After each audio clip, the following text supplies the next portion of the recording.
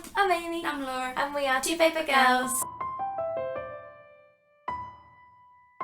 Today we're doing our January wrap-up. I don't really know where January's gone. It's been a really mad month for like coursework and deadlines and getting settled back into uni and travelling and just blah.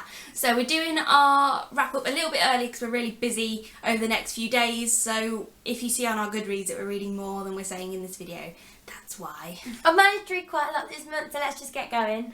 The first book that I read was The Gracekeepers by Kirsty Logan, which is very special in my heart because Laura bought it me for Christmas. And it was the first book of the year for me. Aww. And it was just so magical. She bought me it because it's got a big bear in.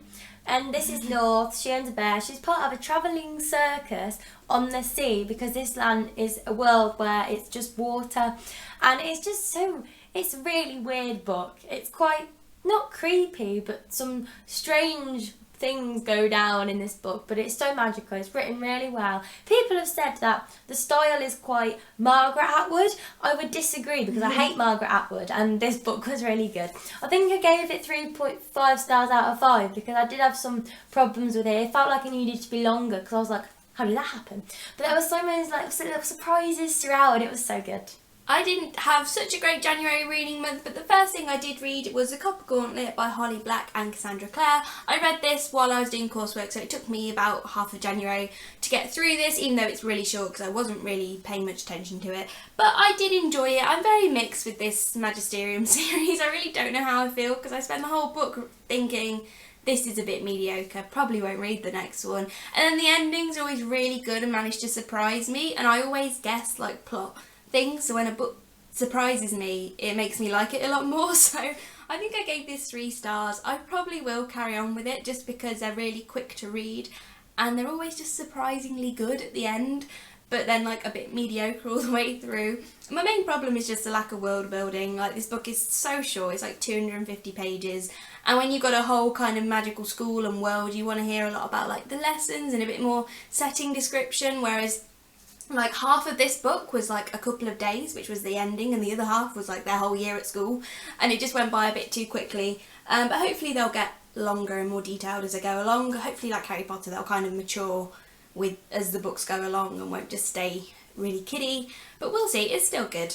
The next book that I read was Realityboard by A.S. King. I really enjoyed this. It's about Gerald Faust, and he was on TV as a kid doing like really silly things, like quite horrible things, like a nanny show like you get in America. And it's just about how this really messes him up. But this is a lot deeper than I thought it was going to be. Like, the character for his mum and his older sister have a really important role, and it was so emotional. I just couldn't believe how emotional this book was. I think I gave it 4 stars because of how much it surprised me on that level, which I probably shouldn't have been surprised because A.S. King book, like, Everybody Sees the Ants, I was like, wow, this has got to me when I didn't think it was going to. So yeah, this book was really good. I would recommend this. Next book I read this month was The Unbecoming of Mara Daya by Michelle Hodkin. Again, this took me longer than I expected because even though it's pretty big, it's got big font, and I thought, oh, it'll be super fast paced, I'll read it really quickly, but it kind of slumped me because it was really intriguing and really boring all at the same time. I really don't know how I feel about this book. I think I gave it 3 stars, 2.75, because I'm just really a bit sick of YA at the minute. I think it was the fact that she was 16 and there's this really stereotypically gorgeous boy who like can save her. If he spends every minute of the day with her, then she can live. It's very like Bella and Edward. Also kind of a mix of Shatterme in this in terms of how it progresses, which I wasn't expecting, but I also didn't like because Shatterme is just better.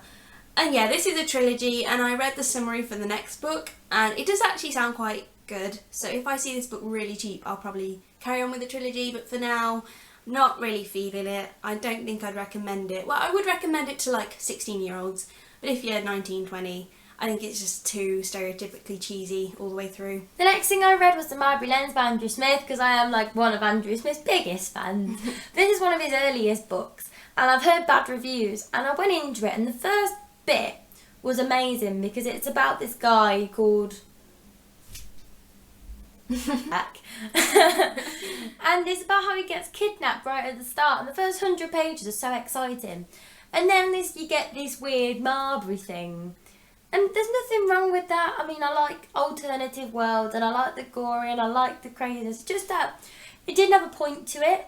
It was never explained what Marbury is, like how he got there, who the guy is. It was just like, this is how it is, accept it. Especially when the characters are introduced. Like, there's 2 random girls in it that are just there for love interests and for no other reasons. And they're not introduced.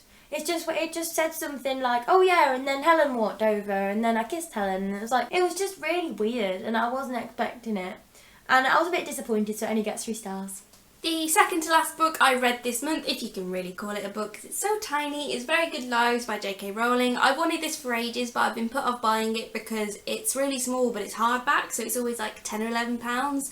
But I saw it online for pretty cheap, so I thought, oh, I'll finally read it. And also, with all the coursework stress, I kind of needed a motivational speech, and J.K. Rowling is queen. She's amazing. Like, the way she structured this was so clever. It was funny and sad all at the same time, and it really just makes you think, and I would definitely reread this over and over again, because the first time I was just kind of like, whoa, I don't really have words, this was just really good.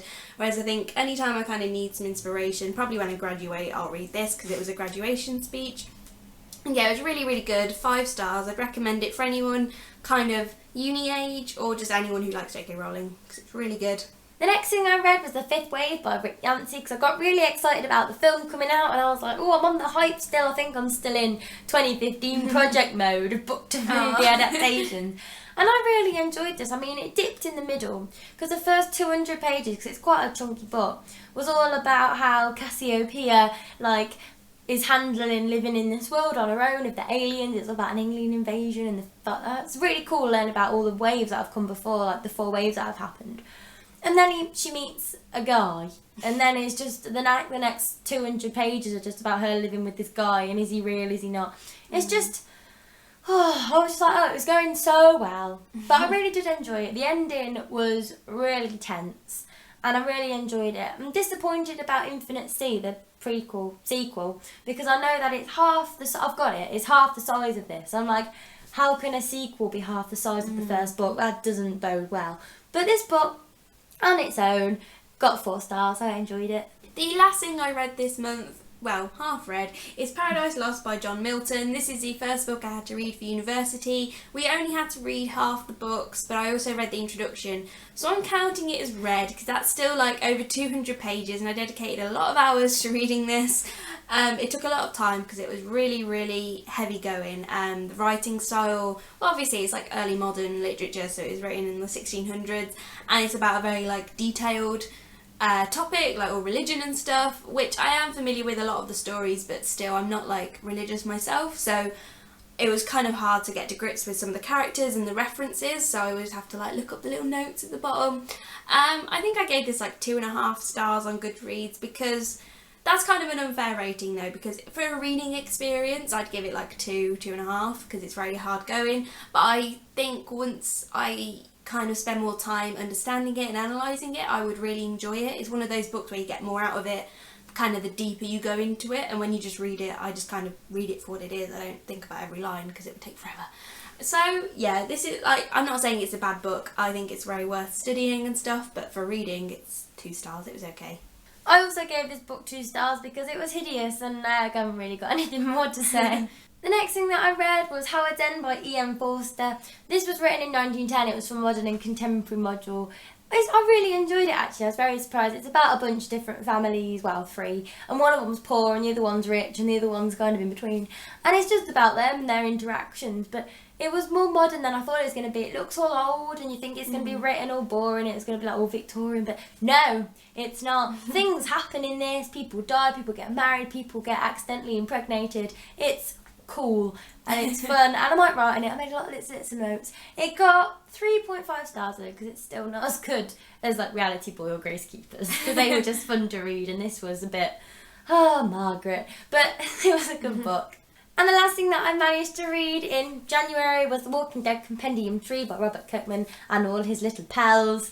I'm so excited. The Walking Dead is coming back from its mid-season finale of Season 6 on February the 14th, so Valentine's Day for me is going to be so good.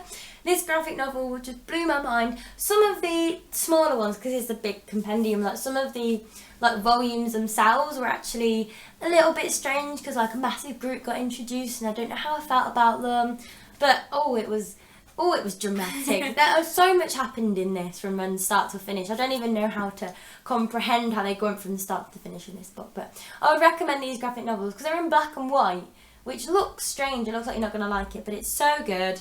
So good. Just if you want to read graphic novels, just read this. So that's it for our wrap up. We both did pretty well. Amy read a crazy amount, but I'm still happy with what I managed because it was a crazy month. We hope you had a good reading month to kick off 2016. Let us know down below if you read anything really good that we would enjoy. And we'll see you in the next video. Bye.